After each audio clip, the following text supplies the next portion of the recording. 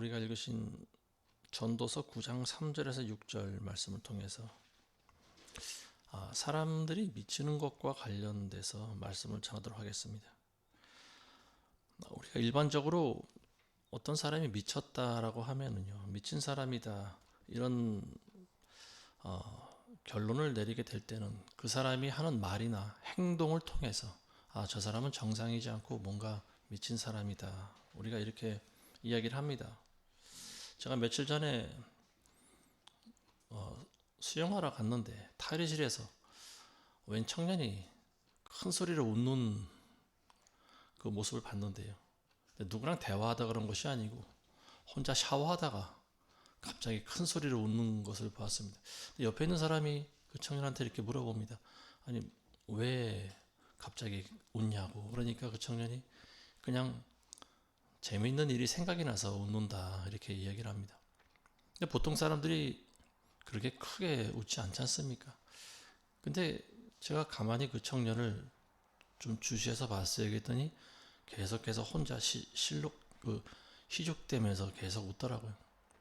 뭔가 정상이지 않은 그런 모습을 보이는 청년이었습니다.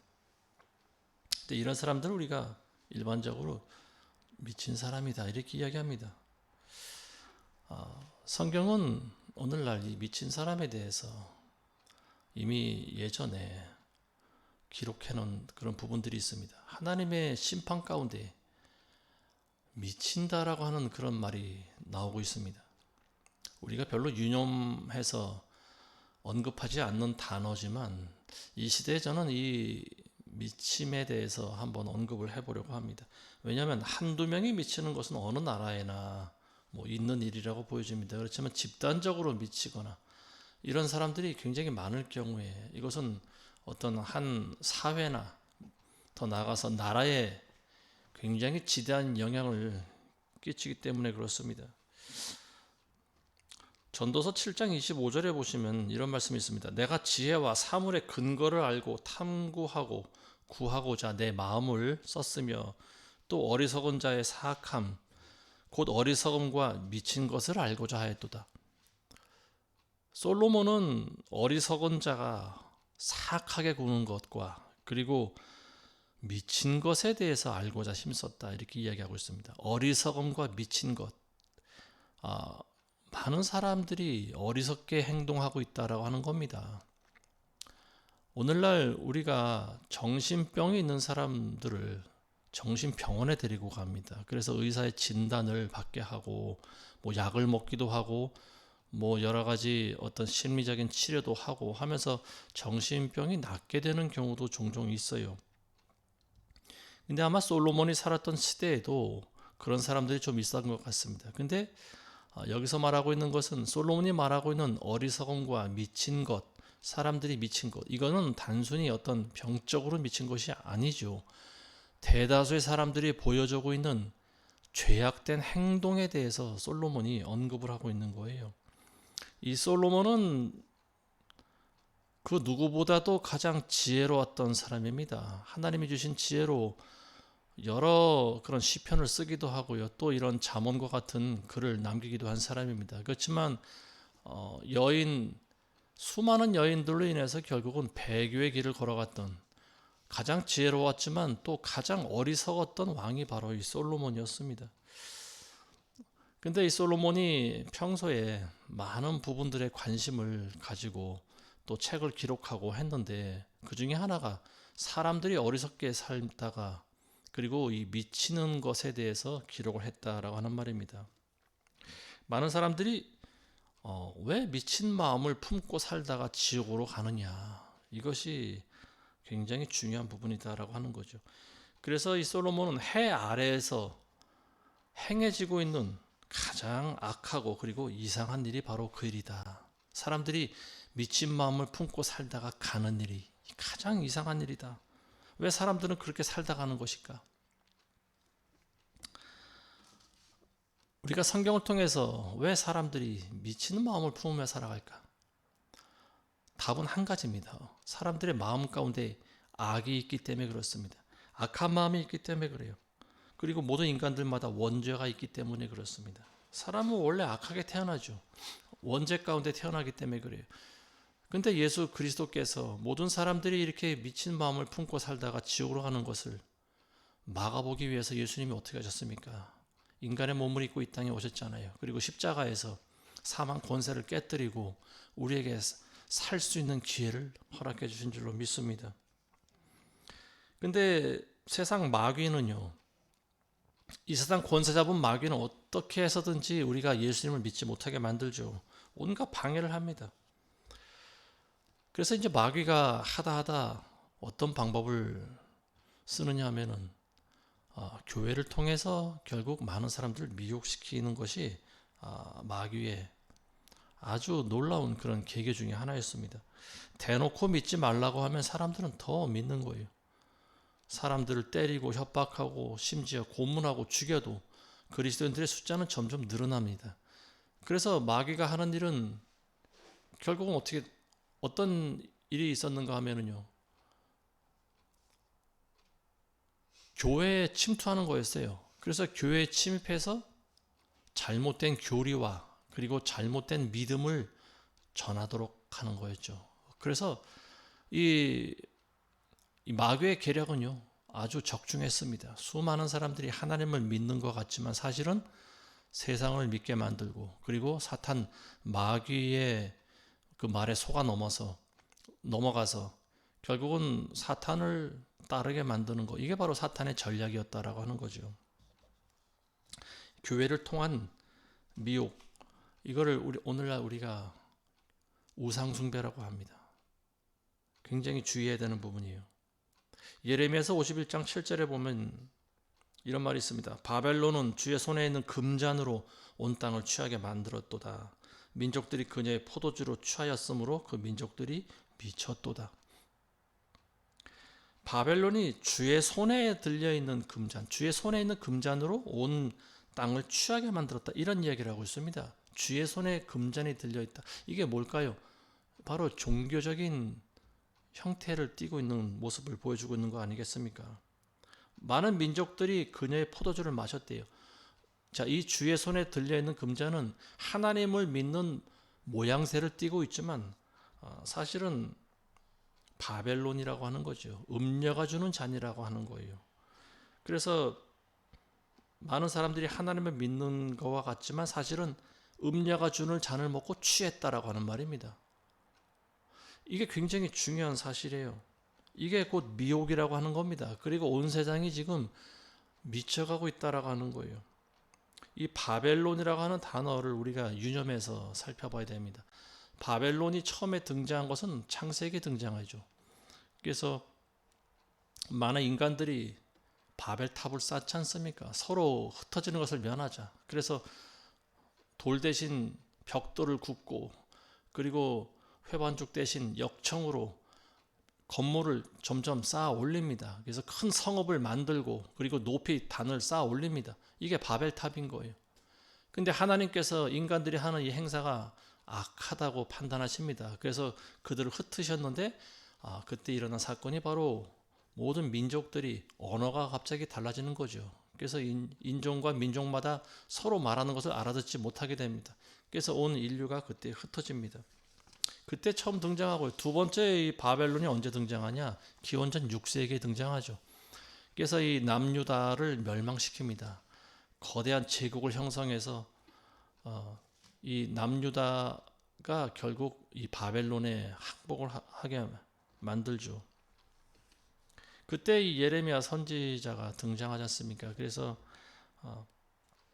하나님의 말씀을 전하면서, 근데 그때 이미 많은 사람들이 정신이 미쳐 있었어요. 그래서 끝까지 바벨론과 싸우자고 했습니다. 그러다 결국 멸망당하지 않았습니까? 자, 그리고 이제 마지막으로 또 바벨론이 한번 등장하는데요. 그게 바로 이제 인류의 마지막 때 또 등장합니다. 요한계시록 17장에 보시면은요, 음녀가 등장하는데, 이 음녀가 바로 화려한 옷을 입고 그리고 붉은 용 위에 앉아 있는데 손에 금잔을 들고 있습니다. 근데 그 금잔 안에는, 그 예레미야 선지자가 언급한 그대로의 금잔 안에는 온 민족을 취하게 만드는 온갖 가증한 것들이 들어있다라고 하는 거죠. 그게 바로 음행과 더러운 죄악들이 들어있는데요. 모습은 거룩한 모양새를 하고 있지만 하나님을 믿는 것 같지만 사실은 그 음녀가 주는 잔을 모든 사람들이 마시고 취했다라고 하는 말입니다. 술에 취한 사람 모습 보면 어떻습니까? 미친 사람 같아요. 어떤 사람들은 고래고래 소리 지르고. 이거는 학식이나 지식이나 지혜나 필요가 없습니다. 일단 술에 취한 사람은 말 그대로 개와 같이 행동합니다. 짐승처럼 행동하는 거예요. 이성이 도저히 보이질 않습니다. 아무리 학식이 많은 학자도 소용이 없어요. 짐승처럼 행동하는 거예요. 이게 바로 미친 겁니다. 오늘날 많은 종교인들이 미쳐 있다라고 하는 거죠. 왜냐하면 음녀가 주는 잔을 마시고 취했기 때문에 그렇습니다. 그 음녀의 정체가 그 음녀의 이마에 기록되어 있는데요. 계시록에 보면 이렇게 나와 있습니다. 신비라 큰 바벨론이라. 이 음녀의 정체가 바로 바벨론이라고 하는 거죠. 그리고 땅의 창녀들과 가증한 것들의 어미다. 자, 요한계시록 18장에도 보시면은요. 큰 바벨론이 무너졌도다. 마귀들의 거처였고 온갖 더러운 영의 소굴이요 모든 더럽고 가증한 새의 소굴이로다. 나의 백성들아 그녀에게서 나오라. 그리하여 그녀의 죄들에 동참하지 말고 그녀의 재앙들도 받지 말라. 이런 기록이 있습니다. 자, 이 바벨론을 큰 그림으로 보면 이 세상이라고도 볼 수가 있습니다. 그리고 구체적으로 말하면은요, 종교와 관련된 거룩한 모양새를 갖추고 있지만 사실은 많은 사람들을 죄의 길로, 음행의 길로 인도한 그런 미혹시키는 존재들 또는 단체다. 이렇게 볼 수가 있겠죠. 자, 이 바벨론 마지막 때 많은 사람들을 미치게 하고 미혹시키는 그런 세력을 말합니다. 이 마음이 악으로 가득한 사람들은요, 바벨론을 동경합니다. 그리고 음녀가 주는 잔을 마시고 취합니다. 그리고 미치죠. 그리고 결국은 멸망의 길로 갑니다. 이 미친 사람들은 겉으로 볼 땐 잘 구별이 되지 않습니다. 그렇지만 하는 행동을 보면 이 사람이 미쳤는지 안 미쳤는지 구분할 수가 있는 거예요. 저는 우리나라 국민들의 절반 이상이 미쳐 있다고 저는 생각을 합니다. 왜냐하면 칼을 들고 설쳐대는 그런 위험한 범죄자한테 나라를 맡기는 사람이 미치지 않고서 어떻게 그런 행동을 합니까? 여러분들의 집에 강도가 들어왔는데 강도가 칼을 들고 협박을 하는데 오히려 그 강도한테 얼마나 수고가 많습니까? 일하시느라고 남의 돈을 뺏느라고 얼마나 고생이 많습니까? 하면서 잠깐만 기다리세요. 제가 밥을 차려드릴게요. 그래서 온갖 진수성찬을 차려주는 거. 이 사람이 정상이라고 생각합니까? 이런 사람이 있으면 우리는 이런 사람들을 미쳐도 단단히 미친 사람이다. 이렇게 이야기합니다. 근데 지금 우리나라 국민들, 대다수의 국민들이 보여주고 있는 모습이 바로 이와 같습니다. 전과자한테 이 나라 전체를 지금 맡겨버린 이 모양을 보고 어떻게 사람들이 미쳤다는 생각을 하지 않을 수가 있을까요? 옛말에도 작은 도둑은 잡아도 큰 도둑은 잡지 못한다. 그런 말이 있지 않습니까? 이미 국민의 절반가량이 강도에게 대문을 열어줍니다. 그리고 모든 것을 다 가져가라고 허락해줍니다. 이게 미친 것이 아니면 도대체 뭐가 미친 겁니까? 저는 그런 생각이 들어요. 우리나라가 오늘날 왜 이렇게 됐을까? 우리나라의 교육열은 전 세계에서 가장 높습니다. 우리나라에 있는 부모들은요, 그 어느 나라의 부모보다 자식들에 대한 향학열이 굉장히 높습니다. 자식들을 대학까지 안 보내면은요, 안 돼요. 그래서 어찌 해서든지 대학을 보냅니다. 자기가 굶어도 자식을 가르치고, 이렇게 향학열이 높은 나라인데, 왜 사람들이 미쳐 있을까? 이거 놀라운 일 아닙니까? 우리나라가 예전에는 가난하고 못 살았어요. 근데 오늘날 우리나라 어떻게 됐습니까? 그 어느 나라보다도 잘 사는 나라가 됐습니다. 제가 여러 나라를 다녀봤지만 우리나라만큼 잘 사는 나라가 없습니다. 미국을 가봐도요. 그 사람들이 먹는 음식, 우리나라 사람들이 먹는 음식보다 못합니다. 아침에는 기껏해 햄버거와 커피 한 잔이 대부분이고요. 점심도 마찬가지예요. 중산층 이하는 햄버거로 한 끼니를 때웁니다. 거기에 비하면 우리나라 사람들 얼마나 잘 먹습니까? 맛집을 골라 다니잖아요. 짜장면 한 그릇을 먹어도 맛있는 집에 가서 먹지 않습니까? 먹는 문화가 얼마나 많이 발달되어 있어요. 그리고 또 인프라가 얼마나 잘 되어 있습니까? 우리나라 또 병원 의료 기술이 얼마나 좋습니까? 전 세계인들이 우리나라를 보고 굉장히 놀라워합니다. 그리고 우리나라 와서 살기를 희망합니다. 왜냐하면 우리나라처럼 모든 시스템이 잘 되어 있는 나라가 없기 때문에 그렇습니다.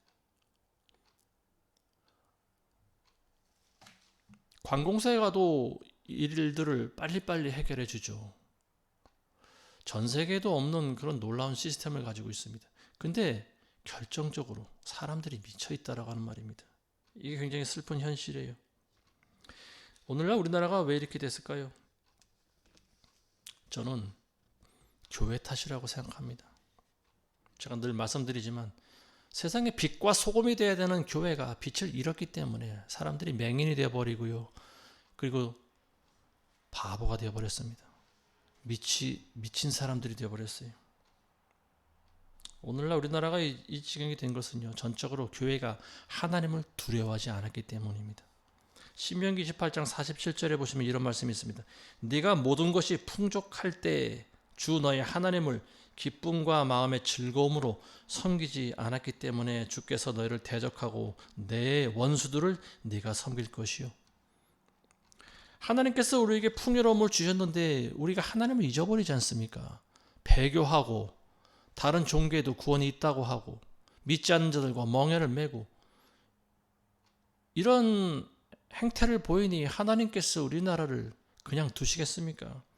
또 신명기 28장 62절에도 보시면은요, 너희가 내 주 하나님의 음성에 복종하지 않았기 때문에 너희가 하늘의 별과 같이 많을지라도 적은 수만 남게 되리라. 하나님의 무서운 심판의 경고 말씀입니다. 오늘날 우리나라 국민들 절반 이상이 미쳐 있다라고 하는 것, 이 굉장히 슬픈 현실입니다. 그리고 우리나라뿐만이 아니고요, 온 세상이 지금 바벨론화되어 있는데 오늘날 이 마지막 시대를 살아가고 있는 사람들이 보여주고 있는 특징을 아주 잘 나타낸 구절이 있습니다.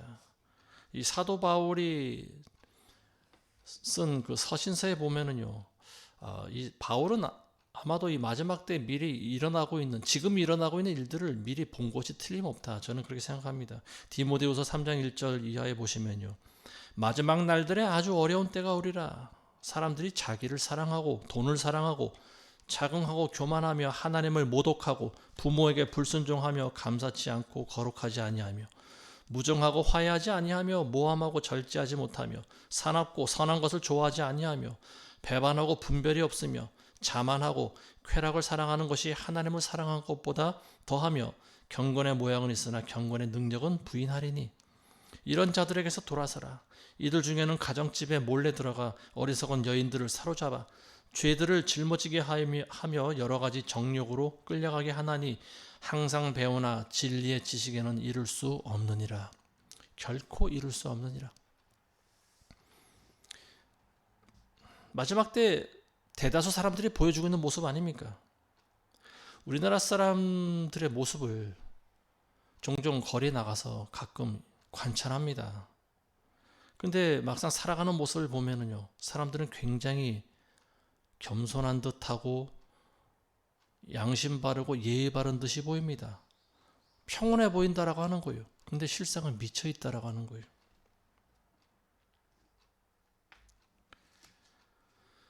이게 바로 하나님의 심판이라고 저는 생각합니다. 신명기 28장 28절에 보시면 하나님께서 내리는 저주 중에 눈이 멀고 미치는 그런 심판이 있습니다. 지금 그렇지 않습니까? 우리나라 국민들이 눈이 멀었어요. 많은 교인들이 눈이 멀어 있습니다. 눈이 있어도 보지 못하고 귀가 있어도 듣지 못하는 현실 가운데 있습니다. 그리고 미쳐 있다라고 하는 거예요. 이게 바로 하나님의 징벌입니다. 미쳤다라고 하는 것은 현실을 제대로 파악하지 못한다라고 하는 거죠. 분위기 파악을 못한다라고 하는 거예요. 상황 구별을 못한다라고 하는 거예요. 보통 사람들은 위험이 다가오면 그걸 깨닫습니다. 멀리서 소리가 들리면 무슨 소리인가 궁금해합니다. 근데 미친 사람들은요, 그런데 관심이 없어요. 누가 뭐라고 해도 거기에는 별로 신경을 안 써요. 오직 자기가 하고 싶은 대로 하는 사람입니다. 그래서 미친 사람 소리를 듣는 거예요. 몇 년 전에 어떤 외국 기자가 우리나라에 머물렀다가 떠나면서 그런 말을 했다고 합니다. 한국 사람들이 세 가지에 미쳐 있다고 합니다. 그게 뭐냐면 첫 번째는 스마트폰에 미쳐 있고요. 두 번째는 돈에 미쳐 있다고 합니다. 그리고 마지막 세 번째는 쾌락에 미쳐 있다. 맞는 말 아닙니까? 정확하게 짚은 거예요. 우리나라 사람들뿐만이 아니고 전 세계 사람들도 공통된 모습을 보이는데, 특히 우리나라 사람들은요, 지하철을 타면은 100% 스마트폰만 보고 있습니다. 책을 보고 있는 사람은 단 한 명도 볼 수가 없어요. 열이면 열, 백이면 백, 전부 스마트폰을 꺼내서 들여다보고 있습니다. 어떤 사람은 게임을 하고, 어떤 사람은 그걸로 주식을 보고, 어떤 사람은 그걸로 요즘 뭐라고 하나요? 뭐 쇼트라고 하나, 밈이라고 하나, 뭐 그런 걸 계속 보고 있습니다. 한시도 손에서 스마트폰이 없으면 살 수 없는 민족이 바로 우리나라 사람이에요. 스마트폰에 중독돼 있어요. 제가 한 10여 년 전에 그런 설교를 한 기억이 납니다. 여러분들의 주머니 속에 들어있는 스마트폰이 언젠가는 여러분들 몸속으로 들어오게 될 거라고. 지금 그게 이제 거의 현실화되고 있지 않습니까? 우리가 보고 있는 스마트폰, 이제는 기계를 들고 다니지 않아도 우리가 마음만 먹으면 볼 수 있는 그런 시대가 왔습니다. 며칠 전에 어느 기사에서 보니까 안경을 만들어서요, 안경 속에 그런 스마트폰의 기능을 집어넣는다고 합니다. 굳이 주머니에서 기계를 꺼내서 보지 않아도 안경은 항상 눈에 쓰고 다니는 거 아닙니까? 마음만 먹으면은 걸어 다니면서도 스마트폰을 할 수 있는 시대가 온 거죠. 그리고 이제 나중에는 굳이 안경을 안 써도 사람의 뇌 속에 어떤 그런 칩을 심으면은 언제든지 볼 수 있는 그런 시대가 곧 오지 않을까 생각을 합니다. 많은 사람들이 스마트폰에 중독돼서 미쳐 있다. 두 번째는 돈에 미쳐 있다. 사람들이 돈에 미쳐 있다라고 하는 사실을 어떻게 알 수 있습니까? 돈만 주면은 범죄자도 대통령으로 뽑아주기 때문에 그렇습니다. 예전 선거 때도 보면은 간혹 그런 일이 있었어요. 제가 대학교 다닐 때 식당에서 밥을 먹는데 사람들이 들어오더니 봉투를 하나씩 나눠줍니다. 근데 보니까 그 안에 10,000원짜리가 한 장 들어있어요. 저는 이게 웬일이냐, 웬 떡이냐 생각을 했죠. 그 당시 10,000원이면 꽤 큰 돈이었습니다. 근데 알고 보니까 국회의원 선거를 유세 나온 거예요. 근데 그 당원들이 식당을 다니면서 돈을 뿌렸습니다. 그 사람을 뽑아달라고 한 거였죠. 오늘날에도 이런 일이 있는 거예요. 많은 정치인들이, 모르겠습니다. 요즘에 뭐 그런 일이 있으면 그게 걸린다고 하는데, 근데 지난 정권 때 어떤 일이 있었습니까? 코로나 때 중소상인들을 뭐 살린다는 명목으로 전 국민에게 뭐 10만 원도 주고 20만 원도 주고 30만 원까지 줬나요? 뭐 그런 일이 있었지 않습니까? 전 국민을 대상으로 하는 겁니다. 일부 중소 상인들만 주는 것이 아니고요. 전 국민을 대상으로. 그때 돈이 얼마나 나갔겠습니까? 몇 조 원이 나갔죠. 그게 누구 돈입니까? 자기 주머니에서 준 돈 아니잖아요. 결국은 나라 돈입니다. 근데 사람들은 어쨌든 돈 10,000원이라도 받으면은요, 굉장히 좋아합니다. 이게 웬 꽁돈이냐. 코로나 때도 그렇지만 지금도 마찬가지인 것 같아요. 사람들은 누가 돈을 준다고 하면 굉장히 좋아하는 것 같습니다. 지금 우리나라 빚이 1,300조 원이라고 합니다. 천문학적인 숫자예요. 오늘 당장 부도 나서 망해도 조금 더 이상하지 않은 나라가 지금 우리나라입니다. 근데 지금 대통령은 또 돈을 푼다고 그래요. 경제가 어려우니까 중소상인들을 살리기 위해서 또 돈을 준다고 그래요. 한 사람당 50만 원까지 준다고 합니다. 뭐 15만 원인가, 가장 적게 받는 사람이 뭐 20만 원인가 15만 원인가, 뭐 단계별로 나눠서 준다라고 하는데요. 상위 10%에 들어가는 사람들까지 돈을 준다고 합니다. 근데 왜 그래야 되는 건가요? 난 도저히 이해가 되질 않습니다. 아니, 잘 사는 사람들은 돈을 안 받아도 잘 먹습니다. 근데 그 사람들한테까지 돈을 뿌리는 이유가 뭔가요, 도대체? 정말로 가난해서 굶어 죽어가는 사람들한테 돈을 주면은 누가 뭐라고 합니까? 근데 전 국민을 대상으로 도대체 뭐 하는 짓입니까, 이게? 자기 돈 뿌리는 것도 아니고 나라 돈을 그렇게 마음대로 뿌려도 되는 건가요? 며칠 전에는 또 7년 동안 대출을 갚지 못한 사람들의 빚을 전부 다 탕감을 해준다고 그랬습니다. 탕감이 됐는지 모르겠네요. 그 돈이 16조 원 정도 된다고 합니다. 우리나라가 이렇게까지 국민들한테 돈을 퍼줘도 되는 나라인가? 이미 지난 문재인 정권 때 그렇게 퍼줬으면 됐지. 지금도 계속 그 짓을 하는 거예요. 이 과연 국민들을 생각해서 이렇게 퍼주는 건가? 조금이라도 경제적인 지식이 있는 사람이라면은 나라 돈을 지금 이렇게 퍼줄 형편이 안 된다라고 하는 것을 알 수 있지 않겠습니까? 근데도 자기 돈인 양 마구 뿌려대는 거예요. 근데 거기에 제지를 거는 사람이 한 명도 없습니다. 왜 그럴까요? 미쳤기 때문에 그렇습니다. 미친 사람들이니까 미친 사람을 대통령으로 뽑고요. 미친 정책을 해도 아무도 제지하지 않는 거예요. 왜냐하면 자기와 아무 상관이 없다고 생각하기 때문에 그렇습니다. 지금 우리나라 경제는 부도나기 일보 직전이에요. 자, 그리고 세 번째로 많은 사람들이 쾌락에 빠져 있다라고 하는 거죠. 옆에선 사람이 굶어 죽든 말든. 단적으로 지금 우리나라는 정전 국가입니다. 지금 전쟁을 잠시 그치고 있는 상황이에요. 근데 사람들에게 안보의식이라고 하는 것은 단 1도 없습니다. 왜 그럴까요? 지금 전쟁을 대다수의 세대가 전쟁을 모르는 세대이기 때문에 그래요. 전쟁의 그 고통을 아는 사람들은 거의 다 죽었습니다. 지금. 전쟁이 뭔지도 몰라요. 많은 사람들이 지금 쾌락에만 빠져 있어요. 노래와 춤과 그리고 운동 경기와 게임과 뭐 엔터테인먼트 같은 거, 뭐 연예인들과 관련된 거 여기에만 푹 빠져 있다라고 하는 거예요. 아니 지금 북한이 밀고 내려오면은 총 들고 나가 싸워야 되는 상황입니다. 근데 사람들은 그런 안보의식이 없어요. 미쳐있기 때문에 그렇습니다. 최근에는 마약이 들어와서 점점 퍼지고 있는 그런 상황입니다.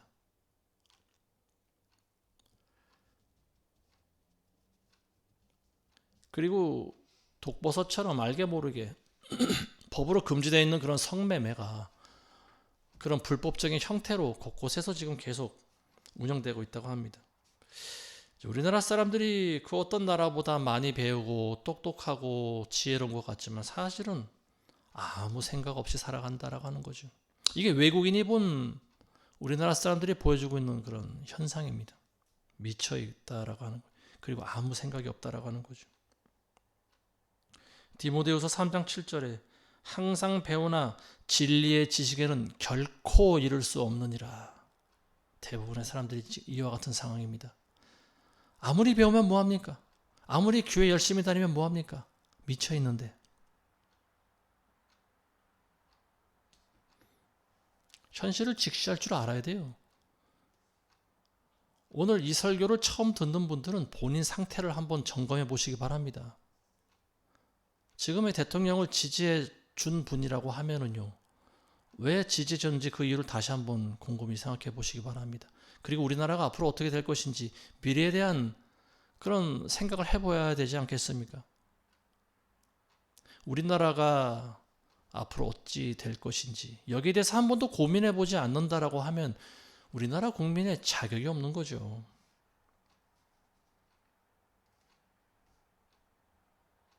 많은 사람들이 미쳐 있습니다. 지금 우리나라는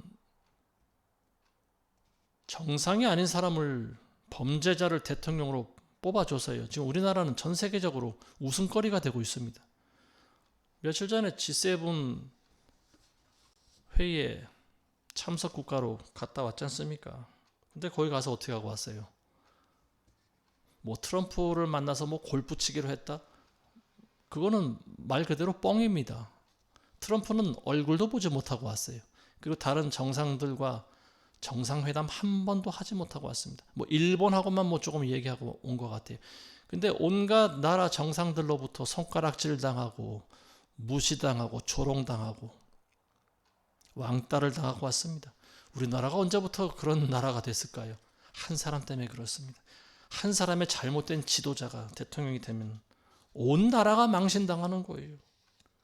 저는 그런 걸 보고만 있어도 생각만 해도 얼굴이 화끈 달아오릅니다. 어떻게 저런 사람이 나가서 우리나라를 대표하는 그런 대통령이 되었을까? 지난번 우리 문재인 정권 때도 똑같이 겪지 않았습니까? 중국에 가서도 굴욕만 당하고 오고요. 어느 나라 갔을 때 환대받지 못하고 돌아온 것이 바로 이 좌파 세력들이 뽑아놓은 대통령이었다라고 하는 거죠.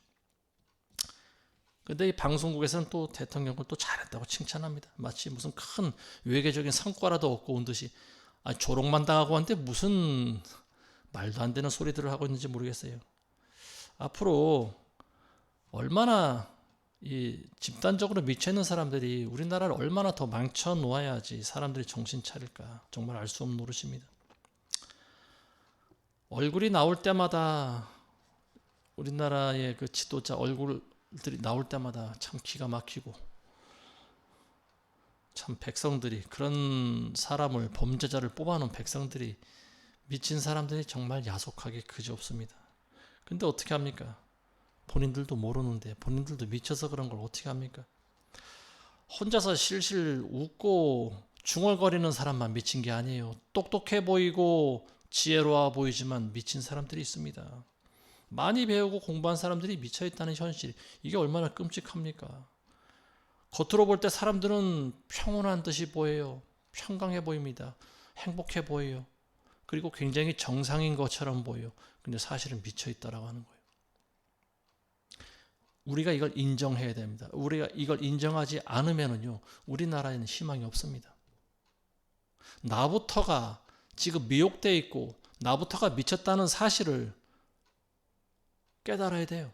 그리고 돌이켜야 됩니다. 그래야 우리나라가 가망이 있어요. 앞으로 미래에 살아갈 수가 있어요.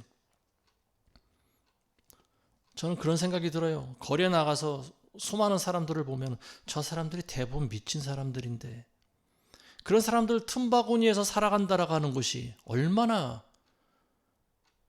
끔찍한 현실이겠습니까? 이게 바로 소름 끼치는 현실이에요. 겉으로 볼 때는 정상인 것 같지만 대다수의 사람들이 미쳐있다라고 하는 거예요. 제가 미쳤다라고 하는 것은 세상 사람 어떤 정신병리학에서 말하고 있는 미쳤다라고 하는 것이 아니에요. 적어도 하나님의 말씀에 기준해서 저는 그 사람들이 미쳐있다라고 판단하는 겁니다. 전도서 9장 4절에서 6절에 보시면요, 살아있는 모든 자에게 참여하는 자에게는 소망이 있나니 살아있는 개가 죽은 사자보다 나음이라. 일단은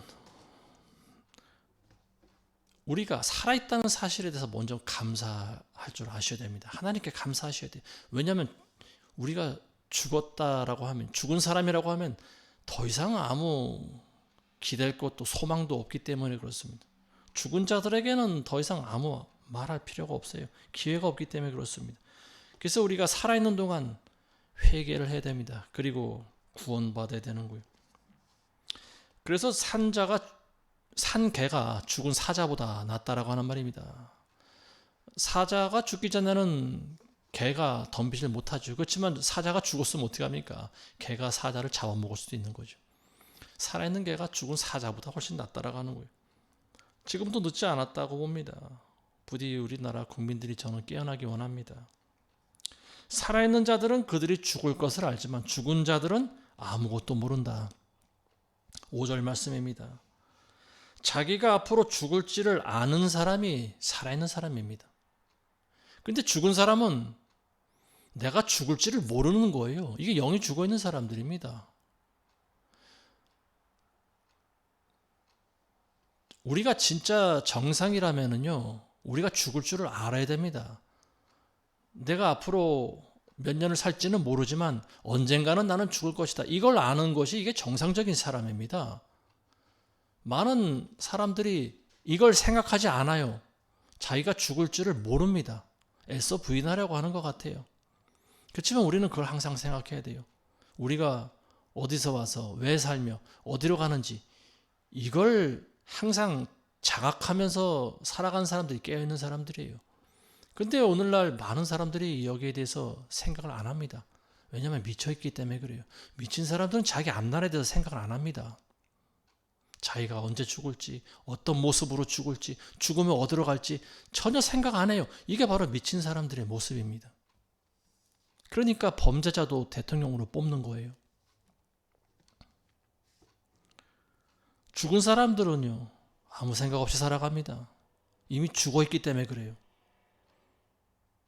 굉장히 안타까운 현실입니다. 이미 우리나라 국민 절반가량이 죽어 있는 사람들입니다. 제가 봤을 때.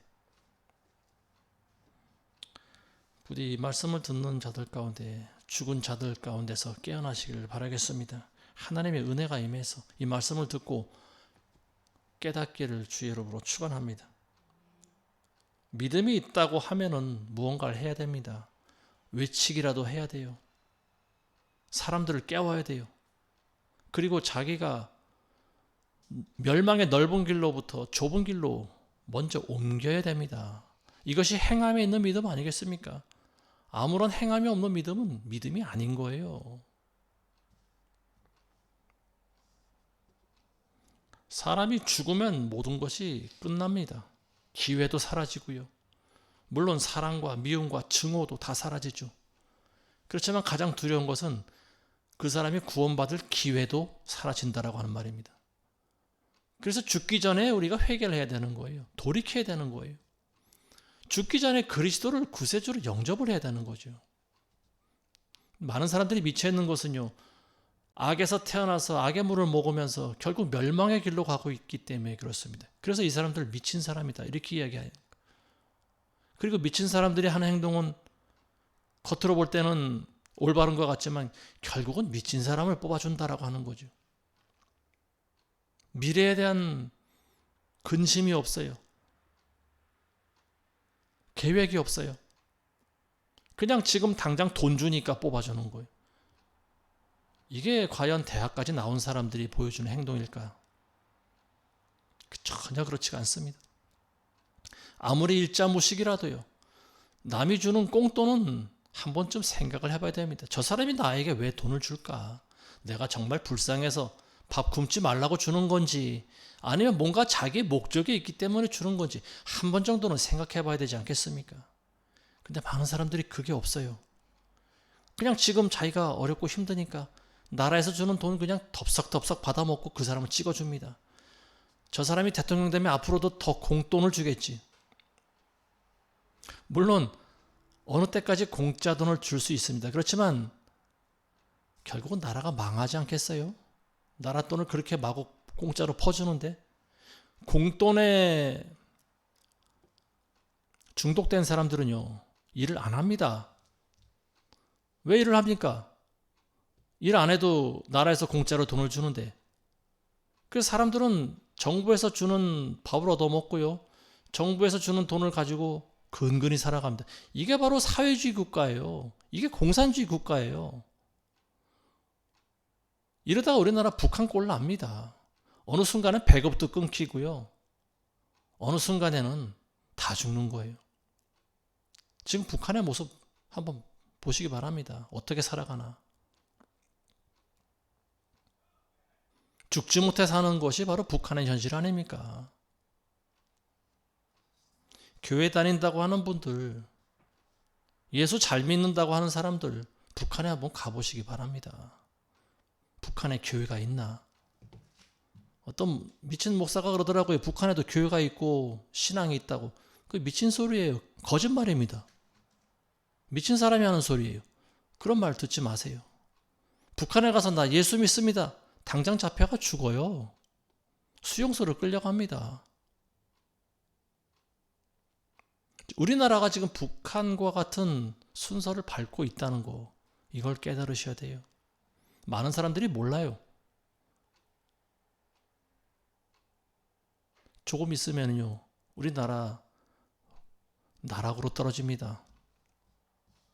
미리 알고 준비를 해야 되는 거예요. 그리고 깨어나셔야 되는 거죠, 먼저는. 그리고 많은 사람들에게 외쳐야죠. 우리가 이 길로 가면 죽는다. 근데 저는 그런 생각이 들어요. 지금 때가 너무 많이 지났다라는 생각이 듭니다. 죽은 사람에게는 모든 것이 필요 없어요. 죽은 사람들에게는요, 죽어 있는 사람들에게는 아무리 귀에다 대고 소리를 질러도 알아듣지 못합니다. 영이 죽은 것도 똑같은 거예요. 하나님께서 깨우지 않으면 우리 힘으로 되지 않습니다. 살리실 수 있는 분 하나님밖에 안 계십니다. 그래서 우리가 하나님께 불쌍히 여겨달라고 기도하는 수밖에 없어요. 우리는 사람이 죽으면 모든 것이 사라지죠. 기억도 사라지고 증오도 사라지고 미움도 사라지고 남아있는 건 뭡니까? 하나님의 심판만 남아있는 겁니다. 돌이킬 수 있는 기회가 없어요. 여러분들 솔로몬의 말을 잘 기억하셔야 됩니다. 많은 사람들이 한 번 와서 미쳐서 미친 삶을 살다가 멸망의 길로 갑니다. 솔로몬은 이걸 놓고 평생을 고민하고 연구했어요. 사람들이 왜 저렇게 미치게 살아갈까? 근데 결국 자기도 미친 삶을 살았지 않습니까? 여자들에게 미쳐서 결국 자기도 세상 사람들과 똑같은 삶을 살지 않습니까?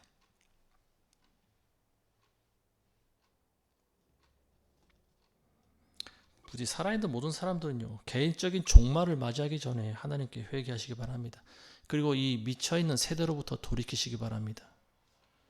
우리에게는 시간이 그리 많지 않은 것 같습니다. 세월이 가는 것이 얼마나 빨리 갑니까?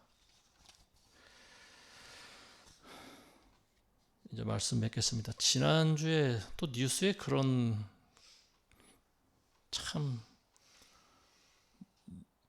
기사가 나왔어요. 어느 대형 교회, 온누리 교회라고 하더라고요. 온누리 교회에서 예배드리는데 갑자기 북한 인공기가 나타나고 북한 그 국가가 나왔다고 합니다. 무려 20초가량, 정확히 22초라고 하는데요. 22초면 짧은 시간이 아니죠. 목사의 설교를 한참 열심히 듣고 있다가 갑자기 화면에 북한의 인공기가 나오고 북한의 애국가가 나왔다? 근데 그게 뭐 불과 1, 2초 잠깐 나왔다 말면은 물론 그것도 문제죠. 근데 무려 22초가량 그게 계속 나왔다. 이거는 보통 문제가 아닙니다. 왜 그런 일이 있을까? 이 부분에 대해서 교회 측에 적극적인 그런 조사가 있어야 되고 해명이 있어야 된다 저는 생각을 합니다. 사람들이 방송에 나와서 그래요. 이게 뭐 북한의 소행이다, 해킹당한 것이다. 근데 저는 그런 것 같지가 않아요. 아마 의도적이고 일부러 그런 것 같습니다. 교회 안에 있는 첩자가 일부러 그런 것 같아요. 안 그러면 어떻게 20 몇 초가량 그게 계속 나옵니까? 그리고 그런 것이 나왔으면은 방송 관계자는 그거를 서둘러서 끄든지 했어야지. 왜 그걸 22초 동안 계속 멀뚱히 보고만 있냐라고 하는 거죠. 이거는 적극적으로 조사를 해야 됩니다. 방송 관계자들부터 목사들까지 관련된 모든 그 교역자들까지 조사를 해야 됩니다. 도대체 누구의 지시가 있었는지, 도대체 왜 이런 일이 있었는지 이거를 적극적으로 조사하고 해명하지 않으면 안 돼요. 이런 일이 앞으로 계속 일어날 수 있기 때문에 그렇습니다. 온누리 교회뿐만이 아니고 또 어떤 다른 교회에서도 그런 일이 일어났다고 하는데요. 이런 걸 보면 이미 우리나라가 절반 이상 이미 거의 공산주의자들한테 넘어가지 않았나 이런 생각이 듭니다. 앞으로 우리나라는 홍콩을 보면 미래의 모습을 예견할 수 있을 것 같습니다. 홍콩이 어떻게 됐는지, 자유분방하던 그런 국제적인 도시가 지금 어떻게 됐습니까? 사람들이 가지 않는 나라가 돼버렸어요. 더 이상 이제 홍콩은 예전에 그런 관광도시가 아닙니다. 공산당들이 점령했기 때문에 그래요. 우리나라도 아마 홍콩의 수순을 밟을 것 같습니다. 이게 모두가 다 국민들이 미쳐있기 때문에 그렇습니다. 미친 국민들이 미친 범죄자를 대통령으로 뽑아서 미친 법안들을 많이 만들고 그런 미친 행정을 한 결과 결국 나라가 어디로 가겠습니까? 멸망의 길밖에 더 가겠습니까? 우리나라가 그런 사람을 세워놓으면 어떻게 되겠습니까? 그래서 선거 전에 그렇게 외쳤건만, 물론 제가 외치는 소리가 굉장히 미약한 소리라 영향을 미치지 못하겠지만, 어쨌든 곳곳에서 많은 사람들이 외쳤지만 죽은 사람들의 귀에는 그게 들리지 않은 것 같습니다. 지금 우리나라가 이미 저는 사회주의 국가로 빨리 움직이고 있다는 생각이 듭니다. 이미 범죄자는 대통령이 된 다음에 사법부를 손보기 시작했죠. 이미 자기의 모든 범죄 기록들을 없애려고 지금 진행 중입니다. 그리고 또 우리 교인들이 가장 두려워하는 차별금지법, 이거를 지금 발의해서 지금 모르겠습니다. 이게 언제 통과될지는. 근데 어쨌든 곧 통과되지 않을까 싶습니다. 근데 어떻게 하겠습니까? 국민들이 스스로 뽑아놓은 결과가 그런데 결국 도끼로 자기 발을 찍은 그런 결과가 아니겠습니까? 저는 지금 뉴스를 잘 안 보는데요. 볼 때마다 그런 것들을 보면서 마음이 무너져 내립니다. 그리고 분노가 치밀어요. 우리 부모 세대들이, 우리 선조들이 어떻게 해서 이렇게 놓은 나라인데 먹을 거 안 먹고 마실 거 안 마시고 쓸 것 안 쓰고 하면서 자식들을 가르치고 또 전략하면서 경제를 키워나가고 우리나라 어떻게 하든지 잘 먹고 잘 살게 하기 위해서 후손들을 위해서 우리 부모 세대가 얼마나 많은 고생했습니까? 그래서 오늘날 이렇게 잘 먹고 잘 사는 나라가 됐는데 근데 결국은 사람들이 미쳐 있다라고 하는 거죠. 우리가 부유해질 때, 번영할 때 우리가 하나님을 배반했기 때문에 그렇습니다. 이 모든 결과는 세상의 빛과 소금이 되어야 될 교회가 제 역할과 구실을 하지 못했기 때문입니다. 단적으로 이게 정답입니다. 이게 맞는 거예요. 많은 목사들을 회개해야 됩니다. 자기 성도들을 제대로 가르치지 않은 죄를 회개해야 됩니다. 그리고 북한을 찬양하는 목사들은 목사가 아니에요. 이런 사람들은 북한으로 좀 제발 가시기 바랍니다. 북한 가서 목회하세요. 우리나라 지금 교회가 얼마나 많습니까? 좌파적인 성향을 가지고 있는 목사들은요, 제발 북한 가서 개척하세요. 우리나라에서 더 이상 개척하지 말고.